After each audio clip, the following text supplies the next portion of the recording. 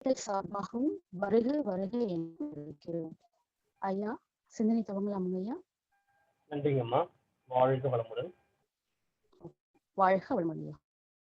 வாழ்க வையகம், வாழ்க வையகம், வாழ்க வளமுடன். வேதாத்திரியம் வாழ்க, குருவே துணை. இந்த வாய்ப்பு அளித்த நல்லுள்ளங்களுக்கும் இந்த சிந்தனையை கேட்க உள்ள சான்றோர்களுக்கும் நன்றியையும் வாழ்த்துக்களையும் தெரிவித்துக் கொள்கிறேன். எல்லாம் வல்ல இறை அருளும் குரு அருளும் இன்றைய சிந்தனைக்கு உறுதுணையாக இருக்குமா.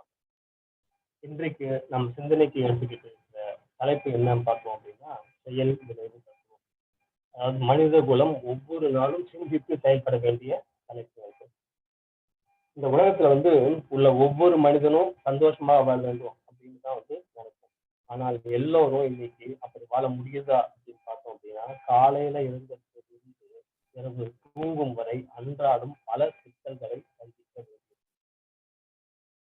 நாம் சிக்கல் இல்லாம வாழ வேண்டும் என்றால் சிக்கல்களுக்கான காரணத்தை உணர்ந்து அதை எப்படி தவிர்ப்பது என்பது பற்றி ஆராய்ந்து அதன் வழியே முற்பட வேண்டும். அப்படி செய்யும் போது முதல்ல நம்ம உணர வேண்டிய விஷயம் அது என்னன்னு பாத்தீங்க அப்படின்னா, செயல் விளைவு. இன்னைக்கு செயல் விளைவு பற்றி உணராததால் மக்கள் சிக்கல்களை உருவாக்கிக்கிறாங்க. அதுக்கப்புறம் என்ன பண்றாங்க, கடவுள்கிட்ட போய் நின்றாங்க.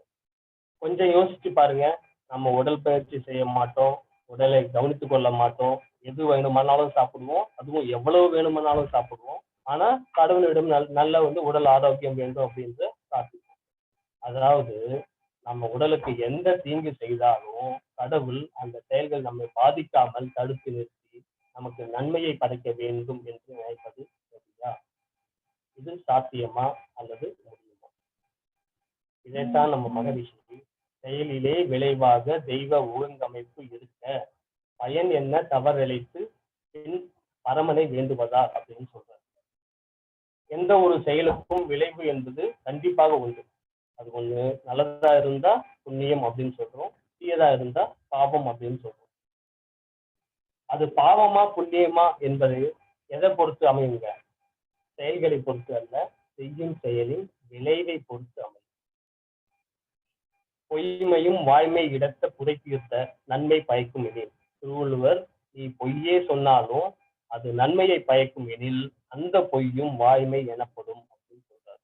அதுபோல செய்த செயலுக்கான காலம், நோக்கம், இடம் இதை பொறுத்தே அந்த செயல் பாவமா அல்லது புண்ணியமா என்பதை தீர்மானிக்கப்படும். உதாரணமாக கத்தியில ஒருவன் அறுப்பது ஒரு செயல். இதை கொலை செய்யும் நோக்கத்துடன் ஒருவன் செய்தால் அது பாவம். அதையே ஒரு மருத்துவர் உயிரை காக்க அறுவை சிகிச்சைக்காக செய்தால் அது புண்ணியம்.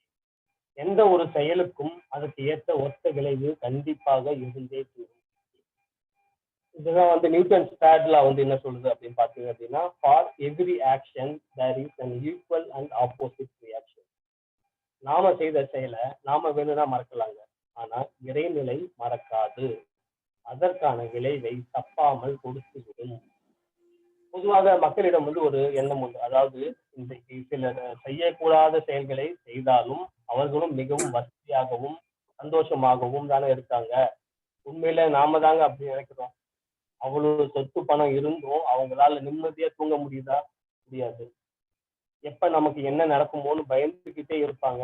யார் மூலமா என்ன நடக்குமோ, நம்ம பதவி போயிடுமோ, பணம் போயிடுமோன்னு உள்ளுக்குள்ள கவலைப்பட்டுக்கிட்டே இருப்பாங்க.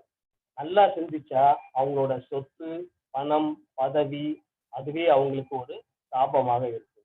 ஏன்னா அதனாலதான் அவங்களுக்கு நிம்மதி.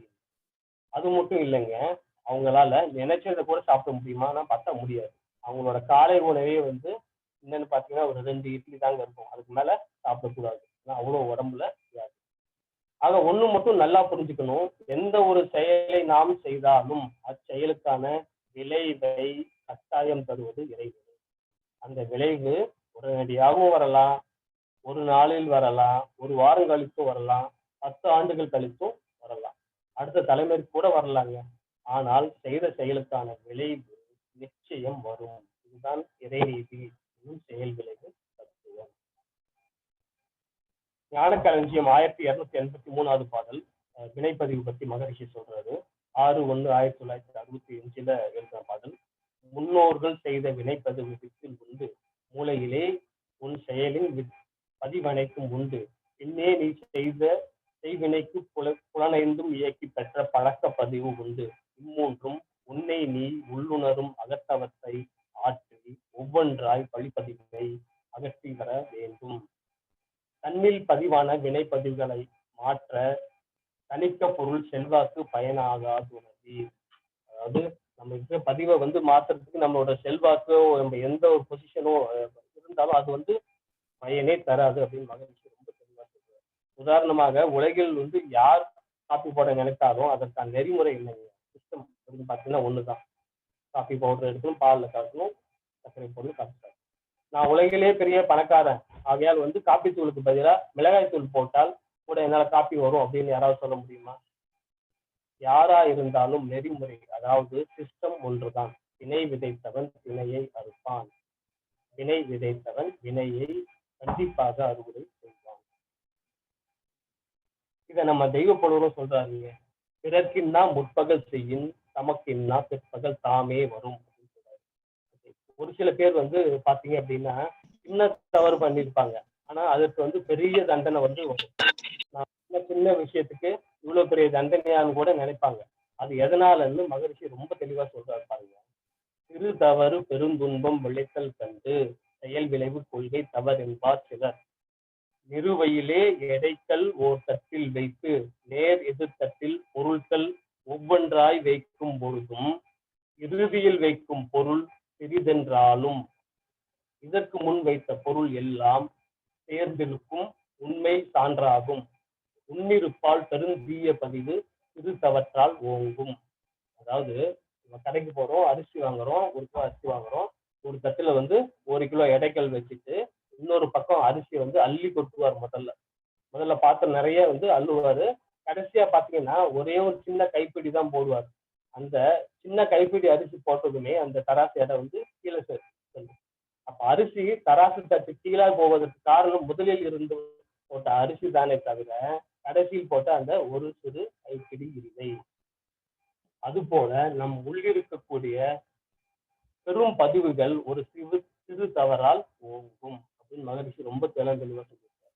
அதை நம்ம தெளிவாக உணர வேண்டியது என்னன்னா, நல்ல செயல் செய்தால் நல்ல விளைவு வரும், தீய செயல் செய்தால் தீய விளைவு வரும். இதுதான் இயற்கையின் சட்டம், அதாவது லா ஆஃப் நேச்சர் அப்படின்னு சொல்லுவாங்க. நம்ம முன்னோர்கள் செய்த நன்மைகளை அனுபவிக்கும் நாம அவர்கள் செய்த தீய செயல்களின் விளைவுகளையும் சந்தித்தே ஆக வேண்டும். மக்கள் இன்னைக்கு மனவளக்கலை இல்லாத மக்கள் கூட இன்னைக்கு ஒரு விஷயத்த தெளிவா புரிஞ்சுக்கிட்டு அப்படின்னா செய்கிற செயல் அனைத்துமே நன்மையாகவே இருக்கும். அது என்ன அப்படின்னு பார்த்தோம் அப்படின்னா, இந்த உடல் எதுக்காக எடுத்துக்கோங்க, பதிவுகளை போக்குவதற்கு. இதைத்தான் வினைப்பதிவே தேகம் கண்டாய் அப்படின்னு சொல்றாங்க. அப்போ உடல் எடுத்த அனைவருக்கும் தீய பதிவுகள் உண்டு. தீய பதிவுகள் இருப்பதால் தான் உடல் எடுத்திருக்கிறோம். அப்போ நம்ம வாழ்வின் நோக்கம் என்னவாங்க இருக்கணும்? பதிவுகளை கழிப்பது. அதை நாம எப்படி செய்கிறோம்? அதை நம்ம செய்யறோமா? இன்னும் ஓகே, நம்ம பார்த்தோம் அப்படின்னா இன்னும் ஒரு எளிமையா புரியுற பத்தி சொல்றோம் அப்படின்னு பார்த்தோம் அப்படின்னா, நம்ம எல்லாருமே இந்த உலகத்துக்கு வரும்போது பதிவு என்ற ஒரு மூட்டையோட தான் வந்திருப்போம். உதாரணத்துக்கு ஒரு 1000 கிலோ பதிவோட வந்திருப்போம்னு வச்சுக்கோங்க. அந்த 1000 கிலோவை நாம என்ன பண்ணணுங்க? இந்த பிறவில கழித்து விட வேண்டும். அது எப்படி கழியுங்க? ஒண்ணு தவறு செய்யறது மூலம், 2வது நல்ல செயல்கள் செய்வது மூலம் அப்படின்னு. அதையும் தாண்டி சில கஷ்டங்களை அனுபவித்தே ஆக வேண்டும். அப்பேற்பட்ட ரமண மகரிஷிக்கு கையில கேன்சர் கட்டி கேள்விப்பட்டிருக்கோம். அப்ப நாமெல்லாம் ஏமாத்துறோம். ஆக நாம எல்லாரும் சில இன்னல்களை அனுபவித்தே ஆக வேண்டும். அப்படி சில இன்னல்களை அனுபவிக்கணும்னா அந்த இன்னல்களை தருவதற்கு சிலர் இருந்தாக வேண்டும். சரிங்களா? அப்ப நமக்கு இன்னல் தரவங்க என்ன பண்றாங்க? இந்த 1000 கிலோல இருந்து ஒரு 50 கிராம் எடுக்க முயற்சி செய்யறாங்க. நாம தான் எதையும் கொடுக்க மாட்டோமே. அதனால என்ன பண்ணுவோம்? நம்ம அவங்க கூட மேலும் மேல சண்டை போட்டு அந்த 1000 கிலோவை என்ன பண்ணுவாங்க? 1050 கிலோவா சேர்த்து. இப்படிதான் ஒவ்வொரு முறையும் நமக்கு இன்னல்கள் வரும்போது எல்லாம் நம்ம சேர்த்து சேர்த்து நம்ம சந்ததியினருக்கு 1000 கிலோ என்ன பண்ணிருப்போங்க? 2000 கிலோவா ஆவாசித்து கொடுத்துருவோம்.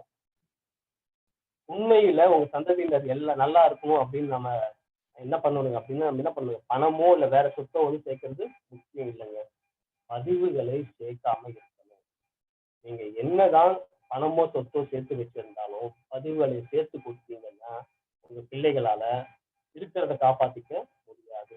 அப்ப இப்ப சொல்லுங்க, நமக்கு நம்ம நண்பர்கள் பதிவு கழிய உதவுகிறார்களா அல்லது எதிரிகளா? நம்ம எதிரிங்க நம்ம கழிவை கழிக்க வந்து அவர்களோட பாவப்பதிவை ஏற்றுகிறார்கள். அதனாலதான் வந்து நம்ம மகரிஷி தவ முடிவில் தெரிந்தோ தெரியாமலோ இன்னல் புரிவோர் எதிரியாக நினைப்போர் எதிரேனும் இருந்தால் அவரும் மனம் திரும்பி நல்வாழ்வு பெற கருணையோடு வாழ்த்துவோம் அப்படின்னு வந்து தெரிவித்திருக்காரு. நம்ம பிள்ளைகள் சந்தோஷமாக இருக்க வேண்டும் என்றால் நாம சில இன்னல்களை சந்தித்து பதிவுகளை போக்க வேண்டும். வாழ்க்கையில் எது நடந்தாலும் நல்லதற்கே என்று இருக்க வேண்டும். உதாரணமா ஒரு கதை பார்ப்போம். ஒரு ஊர்ல வந்து ஒரு வயசான ஒருத்தர் இருந்தாரு. அவருக்கு வந்து வேண்டிய அனைத்துமே அவரே உழைத்து சம்பாதித்து வந்து வாழ்ந்தார். ஏன்னா 15 வருடங்களுக்கு முன்னாடி அவருடைய 5 வயது மகன் வந்து காணாம போயிட்டாரு. வயதான காலத்துல அவரே வந்து கஷ்டப்பட்டு அவருக்கு அன்றாட வாழ்க்கைக்காக ஏதாவது சம்பாதிச்சுட்டு இருந்தார். மக்கள் அனைவரும் அதுக்காக வருந்தி அவரை கஷ்டப்படுவதை எண்ணி வருந்தினர். அதுக்கு அவர் என்ன சொல்லுவாருங்க, எது நடந்தாலும் நன்மைக்காகவே என்றார் அப்படின்னு அவர் சொல்லிட்டு இருக்காரு. சில மாதங்கள் கழித்து அவருடைய மகன் ஊருக்கு வந்துட்டார். ஊர் மக்கள் எல்லாம் வந்து ரொம்ப சந்தோஷமா இருந்தாங்க. இப்போ அந்த பெரியவர் ரொம்ப காமா வந்து எது நடந்தாலும் நடப்பது எல்லாம் நன்மைக்காகவே என்றார்.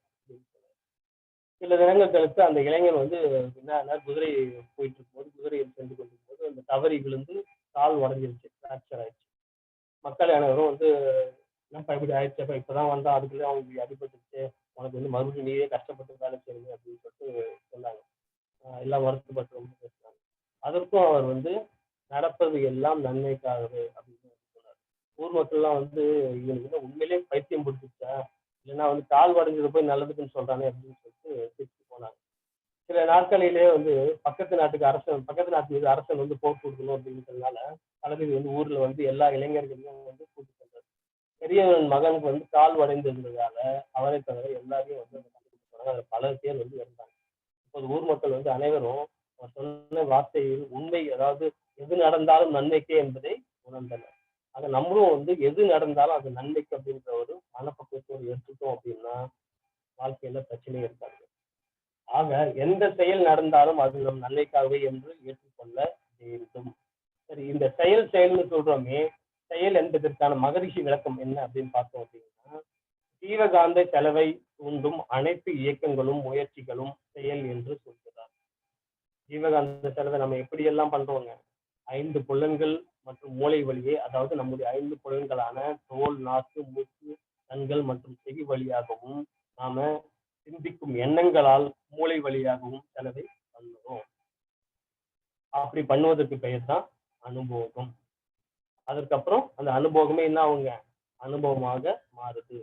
அந்த அனுபவம் என்பது ஜீவகாந்த களத்தில் ஏற்படக்கூடிய ஒரு நிரந்தரமான தரமாற்றம். அதாவது permanent change in the quality of the biomagnetism. அப்ப அது மாதிரி ஒரு நிரந்தரமான தரமாற்றம் ஏற்படும் போது அது பதிவாக மாறுகிறது. அப்போ எல்லா அனுபவமும் பதிவாக மாறுகிறது. செய்பவைகள் மட்டும் பதிவாகுமா அப்படின்னு பார்த்தோம் அப்படின்னா இல்லைங்க. நாம எண்ணும் எண்ணங்களும் பேசும் சொற்களும் கூட விளைவுகளை தரும். உதாரணமாக நம்ம தூங்கும்போது ஏதோ ஒரு கெட்ட கனவு வந்திருக்கும், யாரோ நம்மளை வந்து துரத்துறது போலவோ, இல்லை ஏதோ ஒரு விலங்கு வந்து நம்மளை வந்து துரத்துறது போலவோ வந்து கனவு கண்டிருப்போம். நம்மளும் ரொம்ப கஷ்டப்பட்டு கனவுல ஓடுவோம், கடைசியில வந்து தப்ப முடியாத ஒரு இடத்துல சந்தில போய் மாட்டிப்போம். திடீர்னு வந்து முழிப்பு வந்துவிடும். அப்புறம் வந்து என்ன நடந்தது அப்படின்னு பார்த்தா இது கனவா இருக்கும், கனவுன்ற உணர்வு. இது பல பேர் வந்து அனுபவித்து இருக்கும். அப்படி கனவில் இருந்து விழித்த பொழுது நாம படபடப்பை உணரும். ஒரு ஹார்ட் பீட் வந்து இன்க்ரீஸ் ஆயிருக்கும், நம்ம இதய துடிப்பு வந்து ரொம்பவே அதிகமா இருக்கும். உண்மையில ஓடியது போல வந்து கரெக்ட், உண்மையில நம்ம ஓடினது போல நம்ம படபடப்பு அதிகமா இருக்கும், வேர்த்து இருக்கும், கரெக்டுங்களா? அப்போ இதன் மூலம் நம்ம தெரிஞ்சுக்க வேண்டியது என்னன்னா, ஒரு விஷயத்தை மனதால் நினைத்தாலே அந்த விஷயத்திற்கான விளைவாக ரசாயன மாற்றங்களை நம் உடல் ஏற்படுத்தும். ஆக எண்ணமும் ஒரு செயல் என்பதை உணர வேண்டும். நாம் நினைக்கும் எண்ணமே சொல்லாகிறது, சொல் வந்து என்ன ஆகுதுங்க, செயலாகிறது, செயல் என்ன ஆகுதுங்க, பதிவாகிறது, பதிவு வந்து பழக்கமாகிறது, பழக்கமே குணமாகிறது. மகரிஷி அழகாக சொல்றாரு பாருங்க, ஞான கலைஞர் 1830 பாடல் செயலும் விளைவும். செயல் பேச்சு இரண்டிற்கும் எண்ணம் மூலம், சிந்தனையால் எண்ணத்தை ஆய்ந்து தேர்ந்து செயல்கள் எல்லாம் நலமளிக்கும் வகையில் காத்தால் சிவகருணை ஜீவனிலே துளிர்க்கும் அன்றோ அப்படின்னு வந்து சொல்றாரு. மேலும் மகரிஷி என்ன சொல்றாருன்னா, இந்த பிரபஞ்சமே செயல்களால் நடைபெற்று கொண்டிருக்கிறது. ஒவ்வொருவரும் செயல் செய்ய இயற்கையில் தடை இல்லை. நமது செயல்கள் மறக்கப்படுவதில்லை. செயல் விளைவு என்பது சங்கிலி தொடர் போல அப்படின்றாரு. அது வந்து கண்டினியூஸா நடந்துட்டு இருக்கும். இன்ஃபேக்ட் வந்து ஃபைனல் ரிசல்ட் வர வரைக்கும் கண்டினியூஸா அந்த ரிசல்ட் ஒரு ஆக்ஷனுக்கு ஒரு ரிசல்ட் இருக்கும், அந்த ரிசல்ட்டுக்கு ஒரு ஆக்ஷன் இருக்கும், மறுபடியும் ஒரு ரிசல்ட் இருக்கும். இது வந்து ஒரு கண்டினியூஸ் செயின் போல நடந்து கொண்டே இருக்கும். பொதுவாக எல்லாரும் நினைக்கிறோம் நம்ம தனியா இருக்கும்போது செய்யற செயல் யாருக்கும் வந்து தெரியாது அப்படின்னு. ஜென்ரலா பொது மனவழுக்கம் இல்லாத மக்கள் நினைக்கிறது நினைக்கிறது நம்ம தெரியாம தனியா இருக்கும்போது நம்ம பண்ற விஷயம் யாருக்கும் தெரியாது அப்படின்னு சொல்லிட்டு. அதுக்காக ஒரு கதையை பார்ப்போம். ஒரு குரு அவருக்கு அப்புறம் வழி நடத்த வந்து ஒரு நல்ல சீடரை வந்து தேர்ந்தெடுத்து முடிவு பண்றாரு. அவர் எல்லாரையும் கூப்பிட்டு ஒவ்வொருத்தருக்கும் ஒரு பணத்தை கொடுத்துட்டு இந்த யாருக்கும் தெரியாம சாப்பிட வேண்டும் அப்படின்னு ஒரு கண்டிஷனை போடுறாரு. ஒரு விஷயம் என்ன பண்றா, அந்த ஆசிரமத்தை விட்டு ஓடி போய் ஒரு மலை உச்சியில போய் யாருக்கும் தெரியாம போய் சாப்பிடுறான். இன்னொருத்தன் ஒரு படகு எடுத்துட்டு போய் கடல் நடுவுல போய் யாருக்கும் தெரியாம சாப்பிடுறான். இன்னொருத்தன் வந்து ரொம்ப புத்திசாலிட்டு குருவோட பின்னாடி நின்றுட்டு எல்லாரும் யாருமே இல்லை, குரு பின்னாடி உட்காந்துட்டு அவருக்கு தெரியாது சாப்பிடுறான். அவங்க எல்லாருமே சாப்பிட்டு மிஸ் பண்ணிட்டாங்க. கடைசியில ஒருத்தன் மட்டும் பழத்தோட வந்து கையில வந்து நிற்கிறான். என்னடா எல்லாரும் சாப்பிட சொன்னா நீ சாப்பிடாம இருக்கே அப்படின்னு சொல்லிட்டு குரு கேட்கிறாரு. நீங்க யாருக்கும் தெரியாம சாப்பிடுன்னு சொன்னீங்க, நான் எனக்கே தெரியாம அதை எப்படி சாப்பிடுவது அப்படின்னு சொல்லி கேட்டேன். அத வந்து நமக்கு நம்மளோட கருமையத்தில் எல்லாம் பதிவாகிறது, ஒவ்வொரு செயலுக்கும் ஒரு பதிவு இருக்கு அப்படின்ற உணர்ந்த அந்த விஷயமையே வந்து அவரு அடுத்த குருவாக சேர்ந்தார். அவங்க உண்மையில பார்த்தோம் அப்படின்னா நம்ம செய்யும் செயல் எங்கெல்லாம் பதிவாகுங்க, உடல் செல்கள்ல வந்து இயக்க பதிவாகிறது, மூளை செல்களில் நினைவு பதிவாகிறது, ஜீவகாந்தத்தில் பிரதிபலிப்பு பதிவாகிறது, உயிர் துகள்களில் நுண்ணியக்க பதிவாகிறது, கருமையத்தில் தரப்பதிவாகிறது, மேலும் வான்காந்தத்தில் சமுதாய பதிவாகிறது. அப்ப நாம இதை உணராமல் எண்ணம் சொல் செயலில் தீயவை இருந்தால் அப்ப நல்ல விஷயங்கள் நமக்கு எப்படிங்க வந்து சேரும்? இதைத்தான் நம் மகரிஷி தப்பு கணக்கிட்டு தான் ஒன்றை எதிர்பார்த்தால் ஒப்புமோ இயற்கை விதி ஒழுங்கமைப்பிற்கு ஏற்றபடி அப்போதைக்கப்போது அளிக்கும் சரி விளைவு, எப்போதும் கவலையுற்று இடர்படுவர் இதை உணரார் அப்படின்னு வந்து சொல்றாரு. ஒரு செயல் செய்வதால் எனக்கு என்ன பலன் கிடைக்கும் அப்படின்றதை எண்ணாமல் பலனை எதிர்பாராது இந்த சமுதாயத்திற்கு நல்ல செயல்களை செய்ய வேண்டும். இதையே வந்து நிஷ்காமிய கர்மம் அப்படின்னு வந்து இதுல சொல்லியிருக்காங்க. நம்ம செய்யும் செயல் நல்லவைகளாக இருந்தால் அது நமக்கோ அல்லது நம் சந்ததியினருக்கோ கண்டிப்பாக நல்ல விளைவுகள். உதாரணமா ஒரு கதை பார்க்கலாம். ஒரு அரசர் வந்து 3 மந்திரியிடம் வந்து ஒருவருக்கு ஒரு வாரத்துக்கு தேவையான பழங்களை வந்து காட்டுல இருந்து எடுத்துக்குவாங்க அப்படின்னு சொல்றாரு. ஒரு பெரிய கூடையை வந்து கொடுத்துறாரு 3 மந்திரிகளுக்கு. மூணு பேர் வந்து அடுத்த நாள் வந்து காட்டுல போய் எல்லாத்தையும் பறிச்சு கொண்டு வந்துடுறாங்க. அவர்களிடம் எதுவும் பேசாமல் வந்து என்ன பண்றாருங்க, ஒரு மாதம் இல்ல ஒரு வாரம் வந்து இவங்க எல்லாரையும் சிறையில அடிச்சிருங்க அப்படின்னு சொல்றாரு. அந்த ஒரு வாரத்துக்கு அவங்க கொண்டு வந்த கூடையில் இருந்த பழங்களையே அவங்களுக்கு உணவாக கொடுத்துங்க அப்படின்னு சொல்றாரு. ஒருத்தர் யாருக்கோ ஒரு மந்திரி என்ன பண்ணாருன்னா யாருக்கோ கொடுக்க போறது தானே அப்படின்னு சொல்லிட்டு மேலாப்புல வந்து 10 பழங்கள் மட்டும் வச்சுட்டு கீழே எல்லாம் வைக்கோலை வந்து நினைச்சிருந்தார். மற்றொருவர் மேல பழுத்ததை வச்சுட்டு கீழே எல்லாம் கெட்டு போனதை வச்சிருந்தாரு. கஷ்டப்படணும் அப்படின்னு சொல்லிட்டு அவங்க இருவரும் வந்து சில நாட்களே வந்து 2 நாள் வந்து தாக்கு பிடிச்சதுக்கு அப்புறம் வந்து இறந்துட்டாங்க. ஒருத்தர் மட்டும் உயிரோட வந்தார். அவர் என்ன பண்ணாருங்க, கீழே காயாகவும் இடையில செம்பழமாகவும் அதுக்கும் கீழே வந்து மேல வந்து பழமாகும் அப்படின்ற மாதிரி பிரிச்சு வச்சிருந்தார். அதனால அவரு கிடைத்தார். ஆக இந்த 3 பேர் செய்த செயலுக்கான விளைவாய் பயனை அனுபவித்தார்கள். அப்ப நம்ம செயல்கள் எவ்வளவு முக்கியம் வாய்ந்தது அப்படின்றத வந்து உணரணும். அப்படிப்பட்ட செயல்களை செய்யும் முன்பு முறையான திட்டமிடல் மிக மிக அவசியம். இதுதான் வந்து ஆங்கிலத்தில் வந்து well planned activity is half done அப்படின்னு சொல்றாங்க. அது நம்ம எந்த ஒரு காரியத்தையும் செய்யறதுக்கு முன்னாடி அதை திட்டமிட்டு செய்யறதுனால விழிப்பு நிலையில் இருக்கும்போது அது தவறாகுவதற்கான வாய்ப்பு இல்லை. ஆக நம்ம செய்யும் செயல் விளைவு உணராமல் எதை வேண்டுமென்றாலும் செய்து கொண்டே இருப்பது எதற்கு சமம் அப்படின்னு மறக்க சொல்றாருங்க. குறி தவறி துப்பாக்கி வெடிப்பதை ஒப்பும் நெறி தவறி செய்யும் செயலின் விளைவு. அப்ப நெறி தவறாத செயல்கள் எப்படி செய்யணுங்க, நம்முடைய செயல்கள் எல்லாம் எங்க மகரிஷி என்ன சொல்லியிருக்காரு அப்படின்னு பார்த்தோம் அப்படின்னா செயல் விளைவு அப்படின்றதுல என்ன சொல்றாருன்னா உளநிலையில் முன்னேற வேண்டும் என்றால் உடலை நீ வளம் காத்து ஒழுக வேண்டும். அளவு, முறை, காலம், சூழ்நிலை இந்நான்கை ஆழ்ந்தறிவில் நன்றாக கணித்துக் கொள்வீர். வளம் பெருகி வாழ்வில் முன்னேற வென்றால் வாய்ப்பேச்சால் மட்டுமே இதை வராது. களமிறங்கி விளைவுகளை கணித்துக் கொண்டு கணக்காக செயல்புரிய வெற்றி வென்று. அதாவது ஒவ்வொரு செயல்ல இறங்கி அது வாய் பேசிட்டே இருந்தா மட்டும் போதாது, செயல்ல இறங்கி அது ஒவ்வொரு செயலுக்கும் வந்து என்ன விளைவு வரும்ன்றதை கணித்து அதற்கு ஏற்ற நல்ல செயல்களை செய்ய வேண்டும் அப்படின்னு சொல்றாரு. இது நமக்கு எல்லாருக்குமே வந்துருமா பார்த்தோம் அப்படின்னா எளிதாக வந்து வராது. அதுக்கு என்ன பண்ணலாம் அப்படின்னு பார்த்தா அதுக்கும் மகரிஷி சொல்றாரு. மேலும் என்ன சொல்றாரு அப்படின்னு பார்த்தோம் அப்படின்னா, நாள்தோறும் செய்தவற்றின் பயனை நீங்கள் நல்லுறக்கம் கொள்வதற்கு முன் கணித்துக் கொள்வீர்.